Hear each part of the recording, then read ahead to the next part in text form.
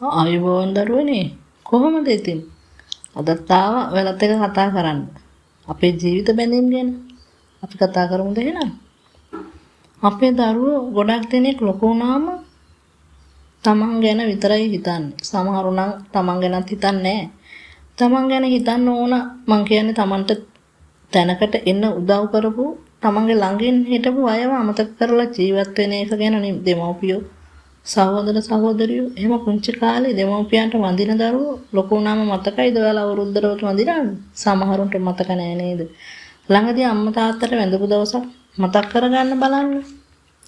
හොඳට ඉගෙනගත්ත දරුවෙක් නම් හොඳ රැකියාවක් කරනවා නම් ඒ ඔයාලගේ පිටිපස්සෙන් ඉඳන් උදව් කරපු අය නිසා.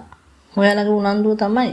හැබැයි සමහර විට ගෙදර මොනතරම් ප්‍රශ්න තිබුණත් ඒවා වහගෙන ඔයාලගේ කෑම බීම ටික ඔයාලගේ පාසල් කටයුතු ඒවා ගැන විතරයි අම්මා තාත්තා හිතන්නේ. එහෙම අම්මගේ එහෙම තාත්තට වඩා වෙන දෙයක් වටින්න බෑ පුතේ.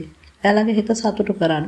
පුළුවන් නම් මොහොතකට ඔයාලගේ ආත්මෙටම සැනසීමක් ලැබෙයි පුතේ. ටිකක් කල්පනා කරන්න. ප්‍රශ්න ගොඩක් තිබුණා. පුංචි වෙලාවක් හරි අරගෙන එයාලව බලන්න යන්න.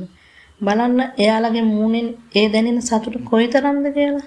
ඔයාලට තේරෙයි යුතුයකමක් අත්හැරෙන්න නේද ගියේ කියලා. අපි ආයෙත් හමු වෙමු එහෙනම්. ඔයාලට සුබ දවසක්.